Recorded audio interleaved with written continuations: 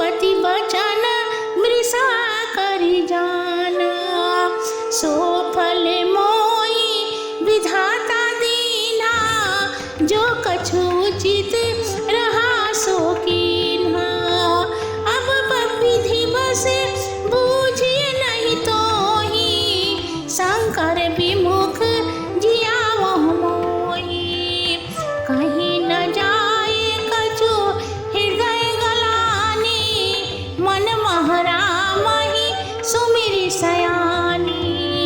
जो प्रभु दीन दयाल कहावा, आरती हरण वेद यश गावा। तो मैं विनय करो कर जोरी, छूटे बेग देह यह मोरी। जो मेरे शिव चरण स्नेहो, मन क्रम वचन साध्य व्रत हो।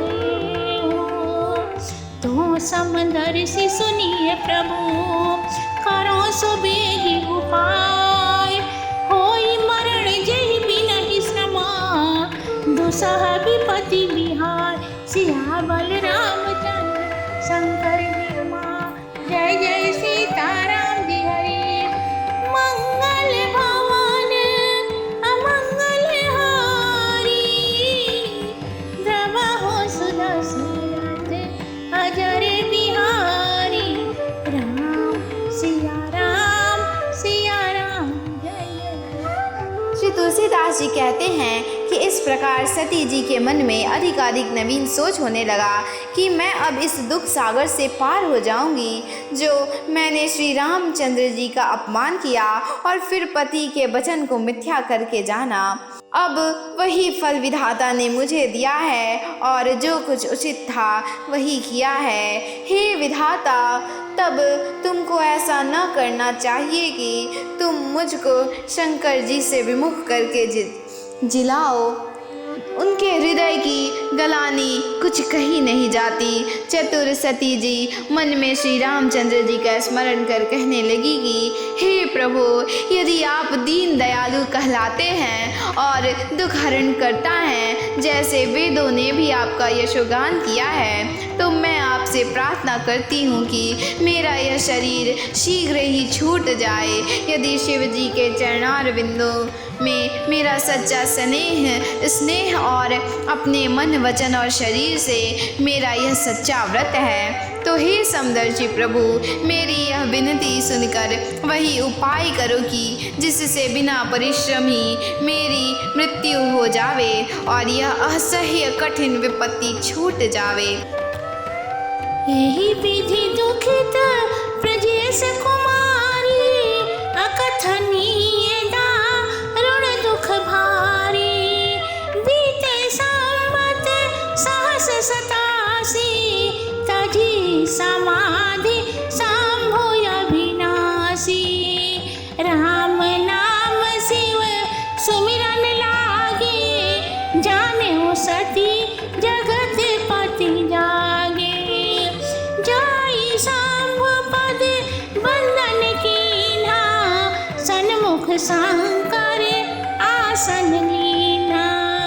लगे कहन हरि कथा रसाला, दक्ष प्रजेश भये तेहि काला। देखा विधि विचार सब लायक, दक्ष ही कीन्हा प्रजापति नायक। बड़े अधिकार दक्ष जब पावा, अति अभिमान हृदय तब आवा। नहीं कोई यश जन्म्यो जग माही, प्रभुता पाए जाहि मद नाही। दक्ष लिए मुनि बोली सभा, करन लगे बड़ जाग। नवत सादर सकल सुरा, जे पावत मख भाग। सियावर रामचंद्र शंकर जी मां, जय जय सीताराम जी हरि। मंगल भवन अमंगल हारी, द्रवहु सुदशरथ अजर बिहारी। राम श्री तुलसीदास जी कहते हैं, इस प्रकार दक्ष कुमारी सती जी को ऐसा दारुण दुख हुआ जो वर्णन नहीं किया जा सकता।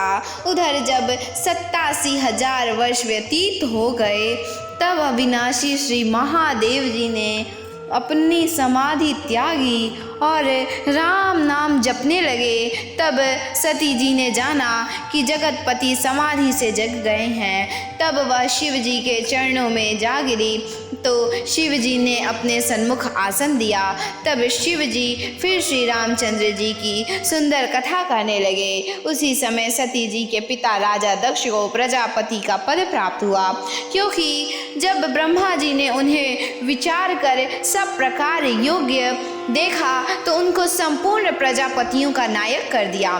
जब दक्ष ने बड़ा अधिकार पाया तब उनके मन में अत्यंत अभिमान उत्पन्न हो गया। संसार में ऐसा कौन है जिसको प्रभुता पाकर घमंड न हुआ हो। तब दक्ष ने सब मुनियों को बुलाया और बड़ा यज्ञ करने लगे तथा जो यज्ञ में भाग पाया करते थे उन सब देवताओं को भी आदर सहित न्योता दिया।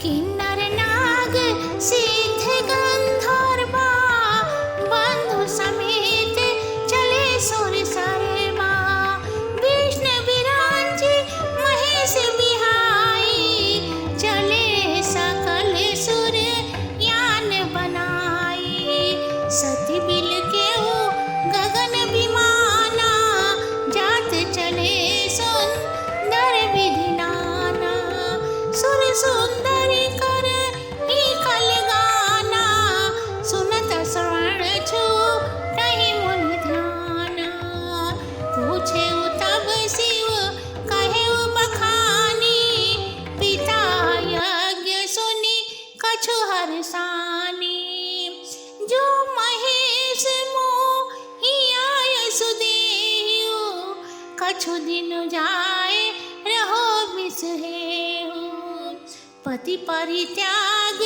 हृदय दुख भारी कहे न निज अपराध विचारी बोली सती मनोहर बानी भय संकोच प्रेम रस सानी पिता भवन उत्सव परमा जो प्रभु आय सुहोय तो मैं जाऊं कृपायतना सादर देखन सोय सियावल रामचंद्र शंकर दिवा जय जय सीताराम जी हरि मंगल भवन अमंगल हारी द्रवहु सुदशरथ अजर बिहारी राम सिया राम जय जय राम।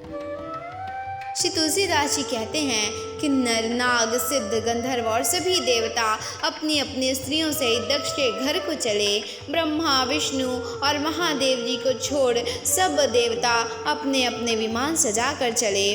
तब सती ने अनेक भांति के शोभायमान विमानों को आकाश में जाते हुए देखा, जिनमें सुर सुंदरियां गान कर रही थीं और जिनके सुनने से मुनियों के भी ध्यान छूट जाते थे। जब इस प्रकार आकाश मार्ग में जाते हुए विमानों की भीड़ देखकर सती जी ने श्री महादेव जी से पूछा। तब श्री महादेव जी ने प्रशंसा पूर्वक समाचार कहकर बतलाया कि तुम्हारे पिता के घर में यज्ञ है। तब वह समाचार सुनकर सती जी कुछ प्रसन्न हुई और उन्होंने अपने मन में विचार किया कि यदि महादेव जी मुझको आज्ञा दे तो मैं इसी बहाने से जाकर कुछ दिन पिता के घर रहूं।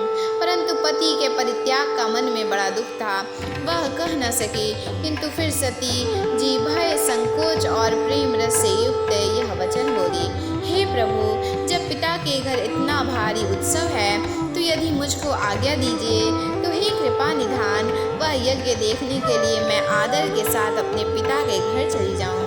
शिव जी ने कहा, यह तो बहुत ठीक है, परंतु उन्होंने तुमको बुलाने के लिए नेवता नहीं भेजा। देखो, दक्ष ने अपनी सब पुत्रियों को बुलाया है, किंतु केवल हमारे वह